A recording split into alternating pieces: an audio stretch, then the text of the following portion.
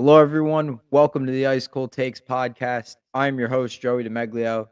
New York Rangers are battling it out. They're still in the playoff race here. They just got a big win over the Columbus Blue Jackets in regulation, sending them into the Four Nations break. They'll be off for 2 weeks before they come back. Right now, as it stands, an update on the standings with 55 games played. The Rangers have 58 points, 3 points out of a wild card spot, chasing the Boston Bruins, Columbus Blue Jackets, Detroit Red Wings, and Ottawa Senators. They do have the games in hand. They have 55. Boston and Columbus have 57 and 56, respectively. Ottawa has 56 games played. Detroit has the same amount of games played. I believe they lost tonight. Let's just double check here. Yes, they lost tonight. Yeah, so all the teams that the Rangers needed to lose tonight, they lost.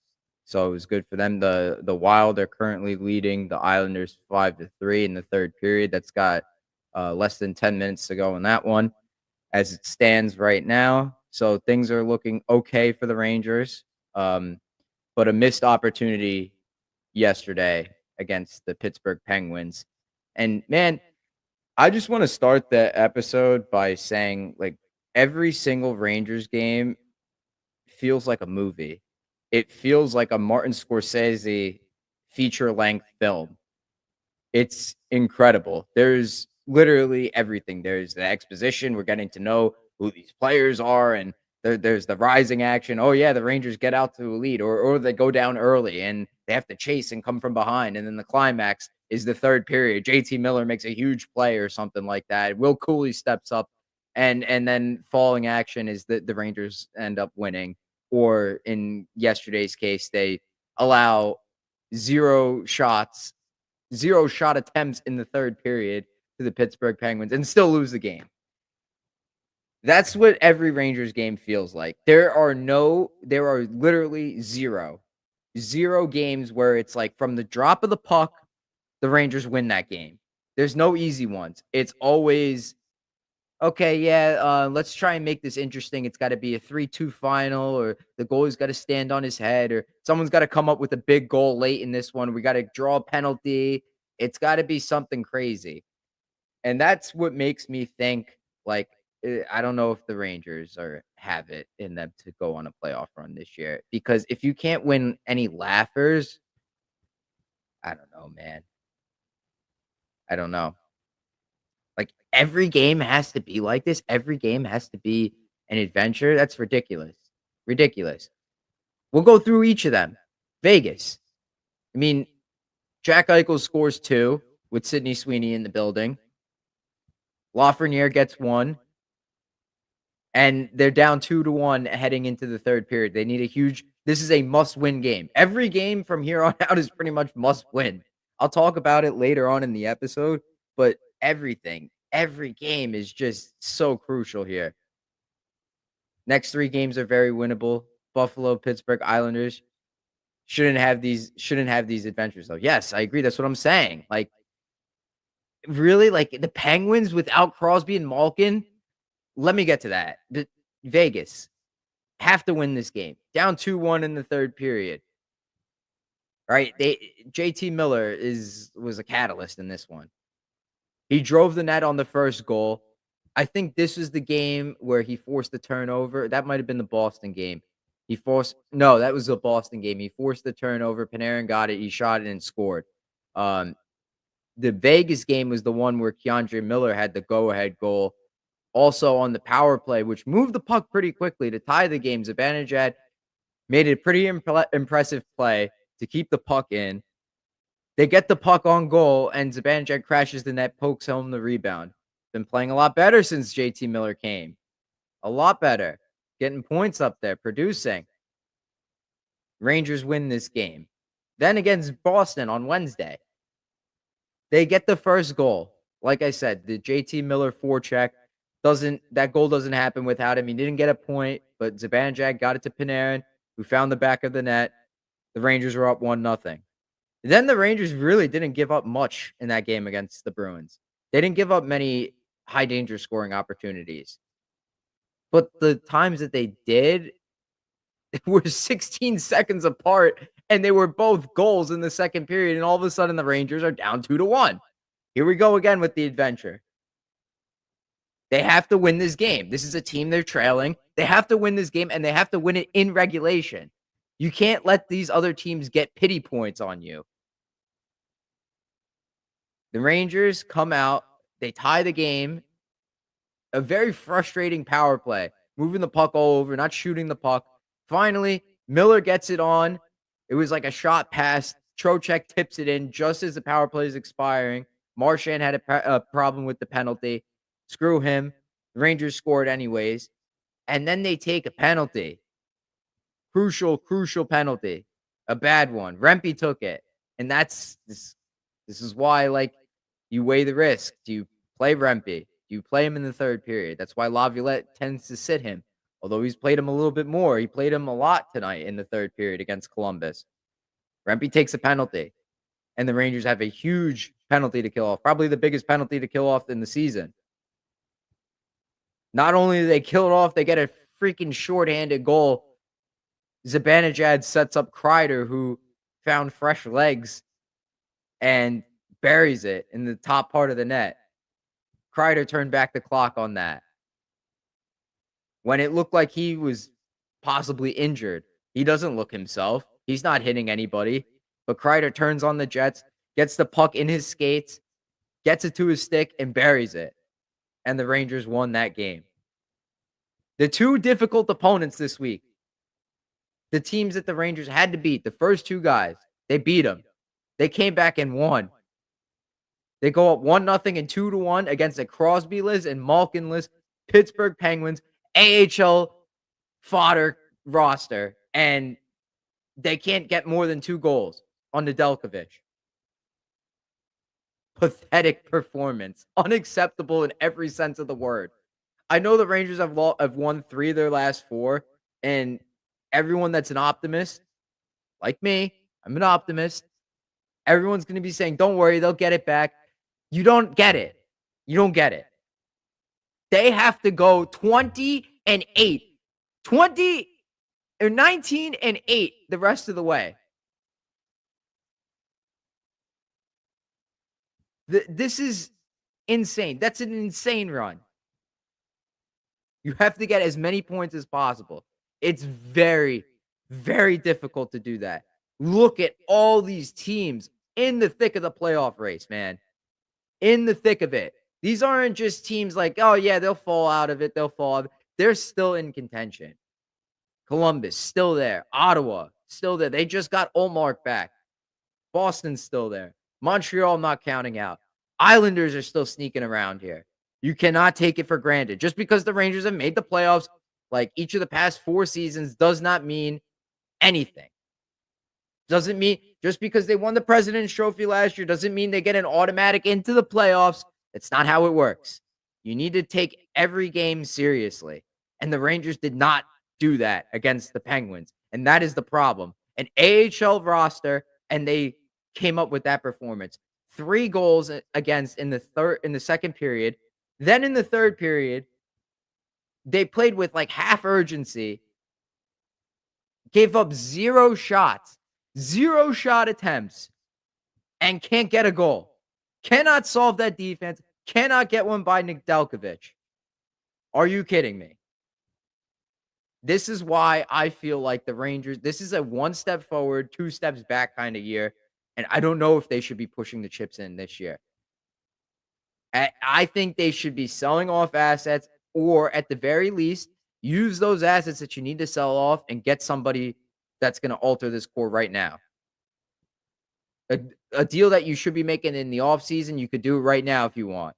If you still have hope of making the playoffs. I'll talk about it more in the Ice Cold Take segment coming up. But that's just how I feel about this. Let's look at the comments here. Tonight's win makes last night so much more frustrating. Would have been in a playoff spot tonight if they beat Pittsburgh and Colorado. Yes.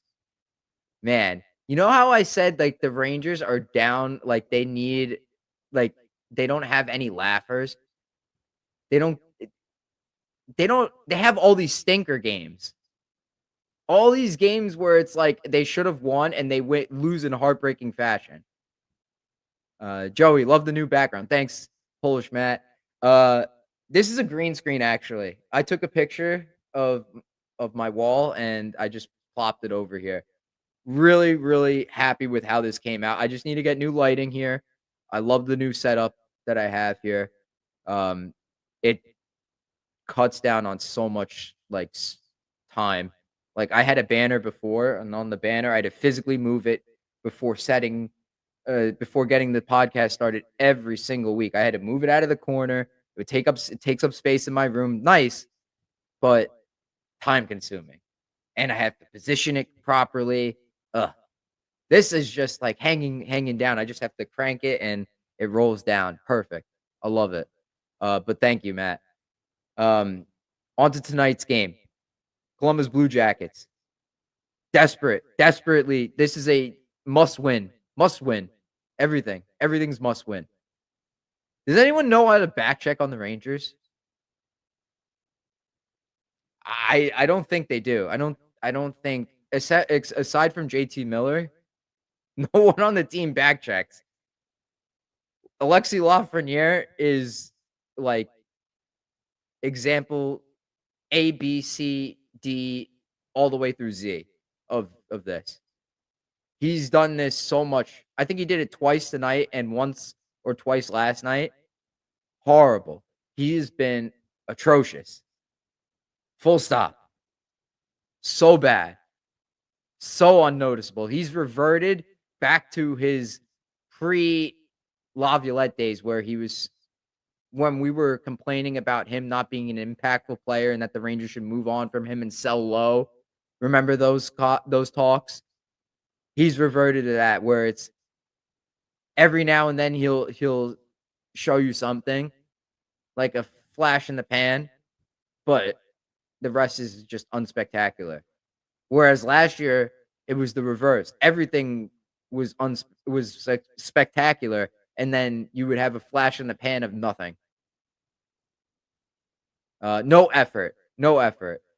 What's up with Lafreniere not backcheck? I know, man. I know. Panarin backchecks so rarely that when he does, it's a highlight. Yeah. I posted the clip of Laviolette talking about it during preseason, last season. Backchecking is a universal language. Everybody should be doing it. Everyone. Panarin, Trocheck, Lafreniere, all these guys. Zibanejad, Kreider. You don't get a break because you have a certain amount of dollar signs in your contract. You don't get a break because you have a certain amount of points more than the rest of the team. Everyone's got to do it. This isn't even like a John Tortorella. Everyone's got to play defense, including you, Marian Gaborik type thing. This is a basic principle of hockey that everyone needs to be following. And the voices are loud. Like Steve Valiquette, Joe Micheletti are calling it out. People in the media are calling it out. How this has gone unnoticed is beyond me. How there is not a benching, how there is not a scratch or something like that. A message to be sent, a conversation. Beyond me. I don't get it. But the Rangers went into this game against Columbus with new lines. And oh my God, I'm scratching my freaking head at this. All right, first thing I see, Panarin, Miller, Jimmy Vesey. Yes, the Jimmy Vesey that was scratched for weeks. Healthy scratch for weeks. Came back in when Edstrom got hurt. And now he's playing first line right winger spot minutes. Laviolette, man, what are you doing? What are you doing? And in the game, right away, Vesey gets a chance, like all alone in front. What does he do? He fumbles the puck and gets like a weak shot on goal. You put a better player in that spot, I guarantee you he has a better opportunity than that to bury it. Then another one. I think he almost had a semi breakaway.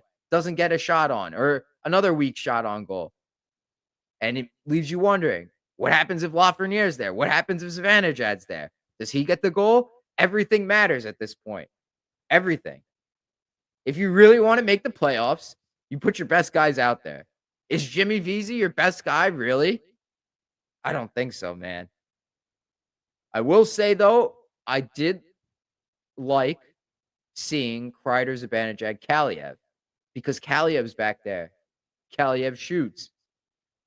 Last time that line had a shooter on it was Frank Vetrano, and that line worked pretty good. I don't like Kreider and Zibanejad together. That Panarin, Miller, Zibanejad line was doing really, really well. And I was surprised to see that one broken up. But you know what? Lafreniere, Trocheck, and Cooley is also a pretty good line when everybody is playing with effort. The third period, that line changed the game. Trocheck and Cooley made it happen. Cooley has taken a step back since Capo Caco was traded. Even more so once Filipino got traded. Those are his two line mates, part of one of the better lines in hockey. One of the only 5-on-5 line the Rangers had was that third line. And they gutted 2/3 of it. And then Cooley went AWOL for a little while. He picked it back up tonight in big fashion. That is a big boy game. Big time third period. The game tire and the game winner in regulation. In regulation. No points for Columbus. That's huge. That's huge, man. Like, the pressure was on, and that kid delivered in the clutch. Great forecheck by Trocheck. Really earning that paycheck. Got the puck to Cooley, and he beat the goalie, Merzlikins. He beat him. Kaliev also slotted back into the lineup. What did he do? Got a goal. Start the game off. Looked like he was going to shoot it. Took it all the way around the net, wrapped it around and in. Great job by him. He did make a stupid play where he didn't get the puck in deep on Columbus's first goal. But you know what? K'Andre Miller, I don't know what the hell he was doing on that goal either. Watching air. He's just daydreaming there. But he did step it up. Miller did step it up. K'Andre did. He got physical in the second and the third periods. I did see that. You like to see stuff like that. You do. First liner Jimmy Vesey. I'd rather see Kaliev. Yeah. Yeah, man. That's your best option. I don't get it. I don't get it. With all this stuff hanging in the balance, that's what you go with. So that leads me to the big question. Can the Rangers still make the playoffs? Before this game, Steve Valiquette said the Rangers had to go 20-8. That's probably just to have a chance at making the playoffs. 40 points over the last 28 games. That's a lot.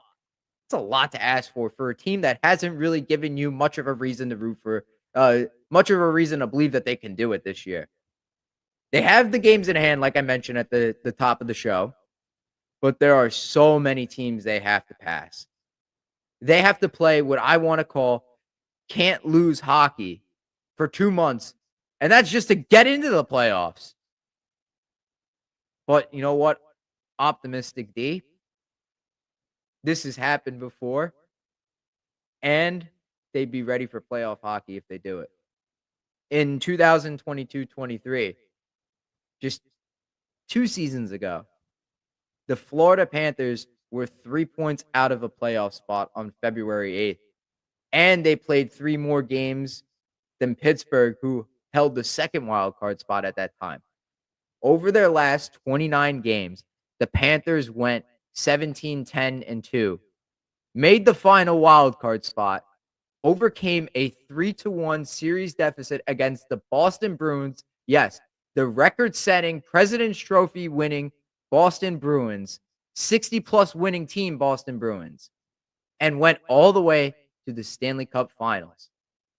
Another thing to note is that on February 18th, between February 8th and the deadline, March 3rd, the Panthers went 5-5, and they also didn't make any trades at the deadline. So they were pretty mediocre for a while. They were coming off a President's Trophy winning team. They made the big trade for Matthew Tkachuk, got Paul Maurice as their new head coach. Things didn't work out right away. A lot of people were saying, is this team even going to make the playoffs? which is what is going on right now with the Rangers. Man, they really turned that ship around quickly. Something I'm convinced that had to have helped them was that for 2 months, the Panthers were forced to play every night like it was a playoff game, and the Bruins, while they dominated the entire season, never had their backs against the wall until it reached game 7 of that series. What I'm saying is the Panthers were primed for the playoffs, and that was one of the differences between them being a first round exit and going to the finals.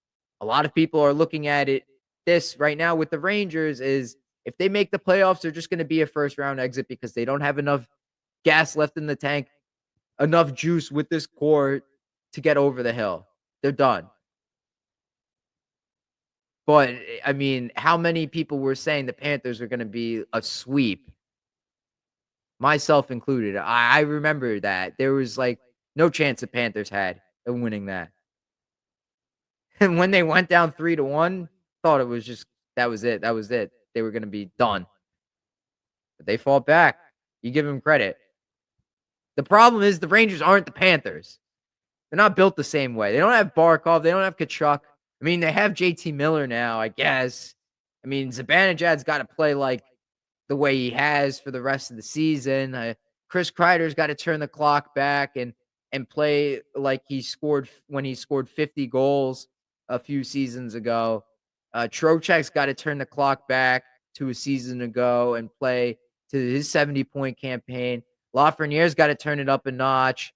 Panarin's got to get back to his 100-point scoring season last year. Just so much needs to happen for the Rangers to do this. And it's really, really a tall hill for them to climb. There hasn't been much of a reason to believe they can do it, at least from this season.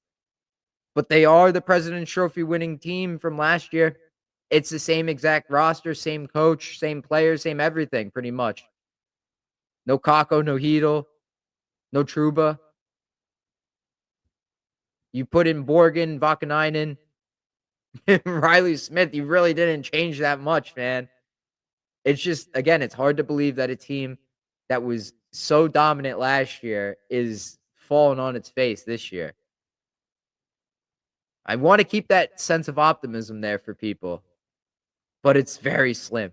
Very, very slim. Like, these players are going to have to play like they've never played before. And I don't think they're capable of doing it. When you see guys like Lafreniere not back-checking, K'Andre Miller making the same damn mistakes over and over again, Lindgren not being able to clear the puck out, making turnovers, bad reads, all that stuff, guys taking penalties, Rangers' entire team allowing the same damn goals every single time off the rush, not cleaning that stuff up. It makes me feel like it's hard to believe they could do it. Can they do it? I'm sure they can. I'm sure it's possible for them to do it. But, I mean, as a fan, I'm holding out hope that they can. I'm just not expecting it.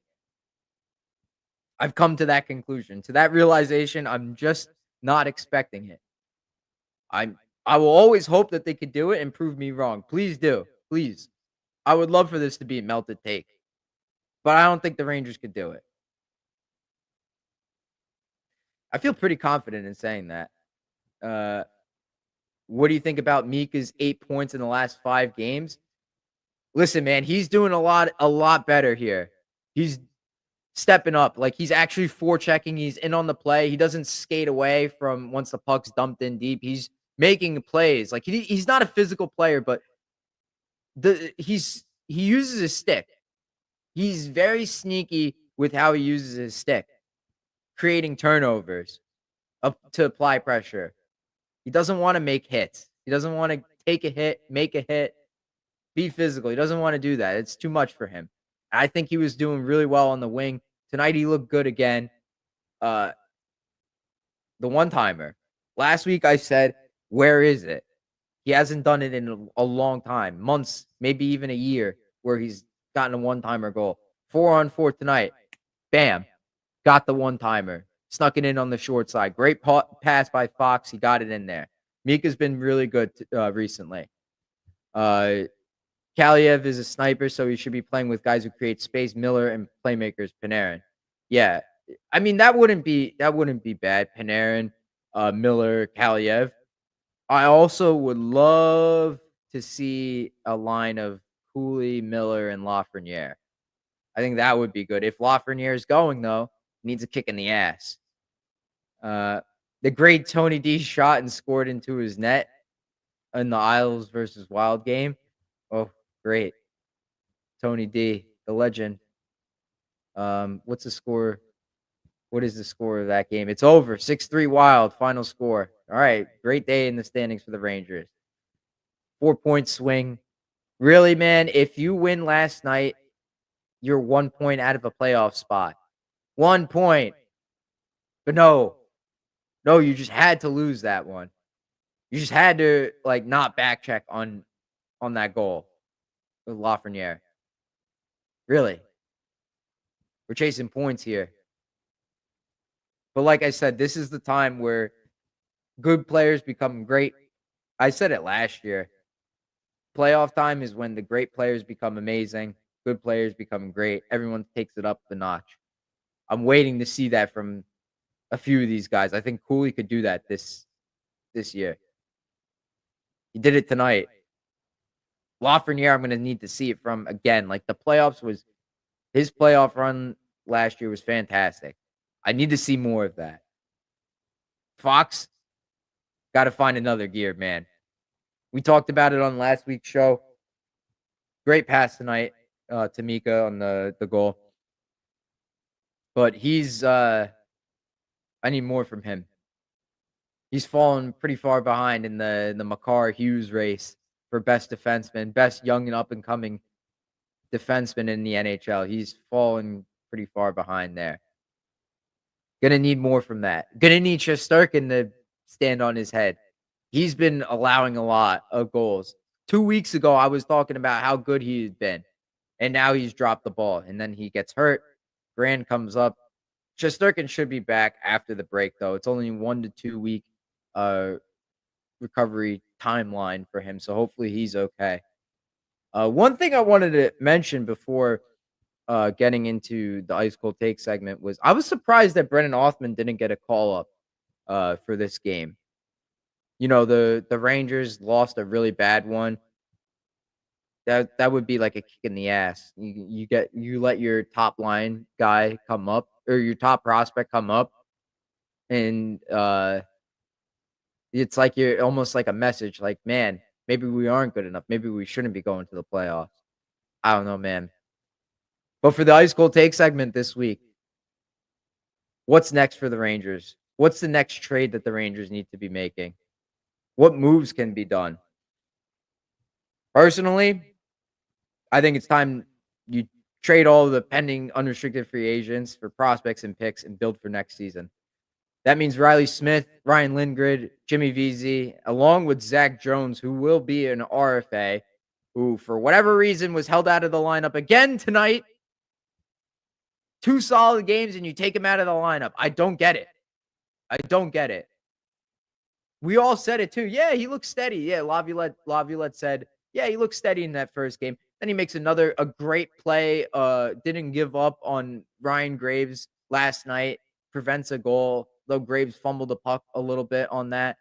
But no, let's just take him out. Let's not take out Lindgren, who's coughed the puck up and is playing on with half of his body now because everything is just broken. Let's not take him out. Rest him for a possible playoff run. Like let's not do anything of the sort. So yeah, you think about trading him. Also, this might be a bit hot, but float out the idea of trading Keandre Miller. You might get a lot of value back. NHL GMs will be salivating at the mouth for an athletic, mobile defenseman with size like Keandre Miller. They go crazy for those guys. You call up guys like Brennan Othman, Brett Berard, Adam Sikora, see how they perform. Who knows? Maybe they're staples next year. If not, who knows? You move on from them. You're effectively punting on the season with these moves if you go this route, but it sets you up to come back better next season. Remember, the Rangers' first round pick belongs to the Penguins. It's a top 13 protected pick in this year's draft. If the Rangers fall into that category, next year it becomes unprotected. And next year, you better be good. If that's the case, you better be a damn good team next year because you don't want Pittsburgh making a lottery selection with that pick. That'll be the end of the world there. I believe there is at least one more core altering move to be made, either at the deadline or the offseason to go along with the JT Miller trade. Bottom line, you're building for next season. And by core altering move, I think a potential Alex Tuch trade, something like that. You need to get another secondary scorer on the team, someone that's reliable. I mean, if you're going to move on from Zibanejad and Kreider, you got to bring in somebody that's going to fill that void. Alex Tuch, I don't know where the Sabres are going this year. That if he's available, go out and get him, man. That's good. 2 years left on his deal, $4.75 million. That's affordable. If you need him to retain salary, you could do it. Although I don't think you need to. I don't know what you would have to give up. He's having a bit of a down year. Last year, I think he had 75 points last year. I just want to double check Alex Tuch. But this guy would be a great secondary scorer. And he plays really well at 5-on-5 on a crappy Buffalo team. No, he had 59 points last year, 79 the year before. When he's healthy, he's good. He's great. He produces points. 40 points in 53 games this year. I have him on my fantasy team. Even strength goals, 19 last year, 15 this year. Most of this guy's points come at even strength. This is exactly who the Rangers need. If he's available, you offer up whatever you need to. I mean, for a 50 to 60, 70 point guy, 60 to 80 point guy, I'm thinking the package is probably going to be like Othman and like a first rounder. But the problem is you're going to have to give up next year's first rounder or whatever one doesn't go in that Pittsburgh trade, the Vancouver trade, which was then traded to Pittsburgh. But this is a guy the Rangers should be all over. It's great. 32 out of 40 points are at 5-on-5 this year. Last year, 47 of 59 points at even strength. The guy's a player. Gets less than 20 minutes of time on ice. Man, plus player, plus 15 this year on a bad Buffalo team, plus 9 last year, plus 14 the year before. Like, this guy is this is all in for me here. I know Brady Tkachuk is the pipe dream, but if Alex Tuch becomes available, keep calling. Keep calling Kevin Adams there, Chris Drury, and don't stop. Maybe you get an in because you played with Buffalo. I doubt it. Because apparently they didn't want to trade Eichel to the Rangers, which I think is complete BS because they're not even in the same division. I don't believe that for a second. But stop prospect hugging. I know if this isn't the core that's going to win it, I know Zibanejad and Kreider aren't it. Panarin's not it. You build with JT Miller and Lafreniere and Trocheck. They're so much better. So much more potential there. Like, I have more faith in those guys than I do in Kreider and Zibanejad. Although Zibanejad has been playing really well recently, I like it. If you're going to use Othman in a trade, you better do it for a guy that's going to stay. If I see a trade where the Mets went like a couple years ago when the Mets traded for Marcus Stroman, I'll never forget this. They traded Simon Woods Richardson and Anthony Kay for Marcus Stroman when they weren't even in the playoffs yet. And I freaked out. I was so pissed. If I see something like that, I'll lose it. No, Stroman wasn't a rental. They kept him around for a few years. And it worked out. No rentals. Don't be going for something like that. I don't think the Rangers should be all in on like a Yanni Gourde anymore. After that Pittsburgh game, I'm done. Done with it. No rentals. If you're gonna make a move at the deadline, sell off your assets or make a move for long term. A long term move, not a short term. No more Vitranos, no more Cops, no more Tarasenko's, Canes. No, Mott, none of it. Don't do it. Don't do it. Save your ammunition for next year. Next year better be a damn good year. This year might be a so-so year, but come back next year and be better. For the love of God, please. That's it. Rant over. Man, there's a lot the Rangers could do here. There's a lot. They could they could go on a crazy run. I want to like their schedule coming up is not is really it isn't that bad. Where's the Rangers? I'm sorting by schedule. Rangers coming up. Come on. Where is it? Next game, Buffalo. Buffalo, Pittsburgh, Islanders, Maple Leafs. Not bad. To the deadline. Then the Predators. That's a winnable game. Islanders. That's a winnable game. Capitals. They're good this year. You could beat them. And that's the trade deadline.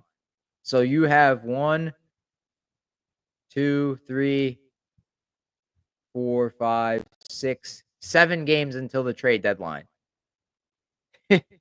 They could win all of them. If they go on a 7-0 run, man, I don't want you trading for rentals. I don't care. Don't do it. Don't take the bait. Do not do it. I would still trade off your assets. Trade off, get as much as you can.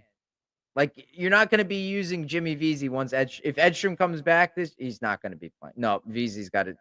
I could see it. I could see Chris Drury hanging on to Vesey because he wants to make a playoff run. Don't do it, man. Just trade Vesey, call up Berard and let him play, man. Or call up Sikora. Let him play. If you don't want Berard playing, but man, I don't see Berard as a top 6 player. Play him in the bottom 6. That's where he's going to be anyway. Just call him up and play him. Othman. Like, if you're not going to be using Smith, just trade him away. Call up Othman. Let him play. My gosh. Even if they're 7-0, even if they go 7-0 to the deadline, firmly in the playoff spot, I'm not convinced that you should be going after Yanni Gourde. I don't think Yanni Gourde is going to be putting you over the edge. It's going to come down to if Panarin and Zibanejad can take you over the edge. It's the same issue we've had for the last few years. This is where it starts, and this is where it ends. JT Miller is going to be the kick in the ass that you need. But Panarin and Zibanejad and Kreider need to show up when it matters the most. Can they do that in the playoffs? I don't know. It hasn't been the case the past couple of runs. So we have to wait and see. But like I said, even in a 7-0, I wouldn't be trading guys like Othman for a 1-year rental for 18 games or whatever it is, 20 games for a month. Because you run the risk of being a first-round exit. But you got to play can't lose hockey for the rest of the way here. Can't lose. Refuse to lose. And I mean, that fits the identity of what you acquired. JT Miller hates losing. Doesn't want that. You want to lose in a locker room with JT Miller when he's going to be yelling at you, screaming at you? I wouldn't. But play your hearts out. I wouldn't be going for, like I said, I'm not going for rentals. I want the Alex Tucks. Any guys with term, if they're available, check them out. Check out Anaheim. Check out Chicago if there's any guys with term. Even if they're a bit on the older side, like late 20s, mid to late 20s, like early 30s, if you think they're going to help you add to the core of Miller, Trocheck, Lafreniere, Fox, go for it. Go for those guys. Do not go for Yanni Gourde and Alexiak. I floated out the idea of like Alexiak and Gourde earlier this week. I would like to rescind my comments. I don't want to go that route. Don't like that. Trevor Zegras, if he's available, get off the phone. Get off the phone. Don't even bother. Please. Last thing we need is a perimeter playmaker that's never played in the playoffs. That's the last thing we need. I don't want that. Don't want that. I want scorers and guys that have jam. Trent Frederick, if he's available, man, take it. Yeah. Go for him. Yeah, that's a building block for sure. Like the way that guy plays. Defenseman, yeah, if you could find a defenseman with term, a pair for Fox, do it. Figure out what you're gonna do with Keandre Miller, though. I don't know. The guy's gonna be asking for an arm and a leg. Arm and a leg in free agency after this season. 7 times $7 million? Yeah, okay. Not gonna be doing that. I'm not sure if that's his asking price, but I could totally see it happening. Don't do it. Trade him away. Do what Winnipeg did with Trouba when they traded him to us. Get a first round pick and a prospect back. I'll take it. Keandre Miller, you might even be able to get a little bit more because he's athletic, mobile, big. Checks off more of those intangibles and check boxes that NHL GMs just love or elated by. That's what you could do. All right. That does it for me. 41 minutes, man. Really went by quick. Well, anyways, hope everybody enjoys the rest of their weekend. Have fun in Super Bowl. Hope you make good. I hope whoever plays bets on tomorrow's game, I hope you guys win. Have fun. Enjoy the Four Nations face-off. I'll be watching that. I'll be excited for that. Haven't seen international hockey that matters in like 10 years. Also, yeah, the World Cup of Hockey existed in like 2016 or 17, so that's a lie. Great stream, Joey. Thank you, Matt. Thanks everyone for checking it out. Go Rangers. See you guys next time.